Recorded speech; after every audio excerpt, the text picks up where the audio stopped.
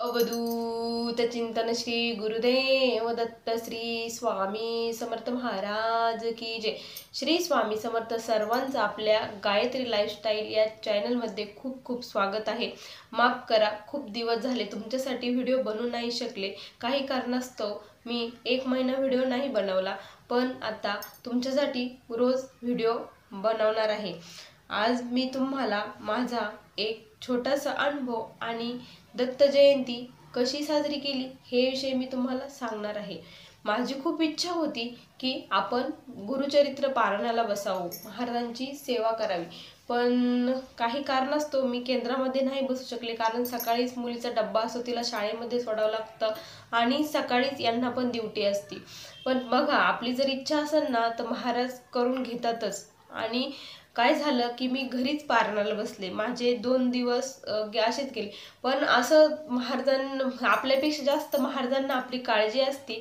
बघा, स्वामींनी काय केलं की माझ्या मुलीला पण सुट्ट्या आल्या, 2-3 दिवस मध्ये तिला सुट्ट्या आल्या आणि यांची पण ड्युटी अशी लागली ना की तिथं म्हणजे त्यांना टिफिन न्यायचाच नव्हता। टिफिन म्हणजे तिथे ते लग्न असल्यामुळे त्यांना तिथे जेवण होते, 3 दिवस त्यांना ते जेवण होते। म्हणजे त्यामुळे मला काहीच त्रास झाला नाही, माझ्याकडून खूप छान सेवा झाल्या। मी इथे घरीच वाचन करून इथे सकाळचं घरचं सर्व आवरून केंद्रामध्ये जात होती। तिथे प्रहर सेवा, याग, ह्या सर्व सेवेमध्ये मी खूप छान म्हणजे महाराजांनी माझ्याकडून करून घेतली, मी काहीच केलं नाही, महाराजांनी ह्या सेवा माझ्याकडनं करून घेतल्या। आणि माझी खूप इच्छा होती, मी महाराजांना म्हटली होती की माझ्याकडनं तुम्ही उद्यापन करून घ्यावे। माझ्या मनात असं होतं की तिथली मला एक तरी आरती मिळावी। स्वामी, मी महाराजांना पहिल्याच दिवशी विनंती केली की स्वामी, मला तुमच्या तिथे केंद्रामध्ये एक आरती या सप्ताहामध्ये पाहिजे आहे, जेणेकरून माझे केलेल्या सेवेचं मला म्हणजे काहीतरी समाधान वाटेल असं मला वाटत होतं। आणि मी तिथल्या काकूंना विचारलं की काकू, मला एक हे पाहिजे आहे, म्हटलं आरती पाहिजे आहे महाराजांची तिथे केंद्रामध्ये।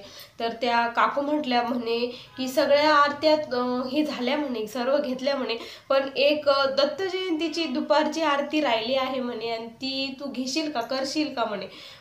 काय सांगू, मला इतकं छान वाटलं ना की म्हणजे त्यांनी असं सांगितल्याबरोबर मी लगेच होकार दिला। हो काकू, म्हटलं मी तर करायला तयार आहे, म्हटलं मी करण म्हणे।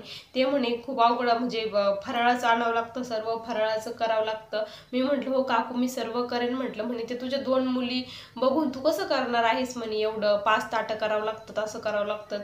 मी म्हटलं नाही काकू, मी करण म्हटलं, सर्व व्यवस्थित करण आणि महाराज माझ्याकडून करून घेतील म्हटलं, मी असं म्हटलं। छोटी उठली होती आणि म्हटलं नाही काकू, मी करण म्हटलं।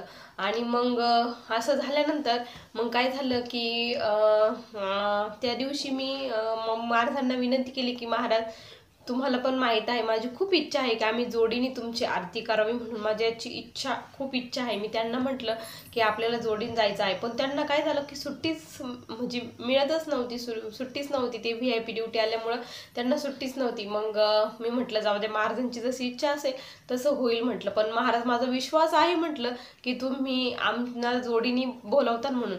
आणि दत्त जयंती सकाळी मी सर्व आवरलं, 10:30 वाजले असतील, 10:30 पावणे 11 वाजले, माझा नैवेद्य तयार होत आला होता आणि त्यांचा कॉल आला की किती वाजता जायचं आहे म्हणे। मी म्हटलं आपल्याला 11:30ला केंद्रामध्ये जायचं आहे म्हटलं। आणि असं म्हटल्यानंतर आणि मग ते म्हणे की मी येतोय म्हणे, माझी ते म्हणजे सर इकडे येत आहे आणि ड्युटी संपते म्हणे, मी येतोय म्हणे। बघा महाराज कसे करून घेतात आणि कशी महाराजांची लीला अगाध आहे। म्हणजे महाराज आले आणि आम्ही गेलो आणि जोडीने आरती केली। आणि तिथे आरती करताना असं जाणवत होतं की महाराज प्रत्यक्षात आले। सर्वजण म्हणत होते की वेगळंच काहीतरी वाटत आहे, आणि मला इतकं रडू येत होतं की मी आरती सुद्धा म्हणू शकत नव्हते। माझ्या डोळ्यातून आपोआप पाणी येत होतं, महाराज साक्षात आल्यासारखं आणि प्रत्यक्षात बोलणार असं प्रत्यक्षात वाटत होतं। अशी ही अद्भुत अशी महाराजांची प्रचिती त्या दिवशी आम्हाला आली।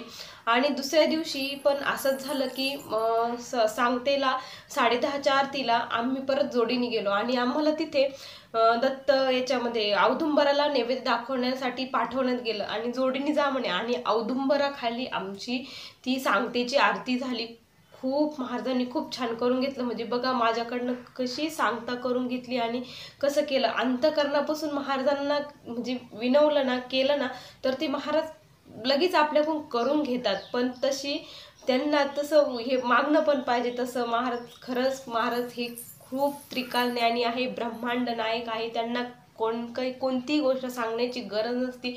त्यांना आपल्या मनातली सर्व भाव माहीत असते. आपण रोज आरती म्हणतोच ना, जानसी मनीचे सर्व समर्था, विनवू किती भवहरा रे, इतुके देही दीन दयाळा, नच तव पद अंतरा रे.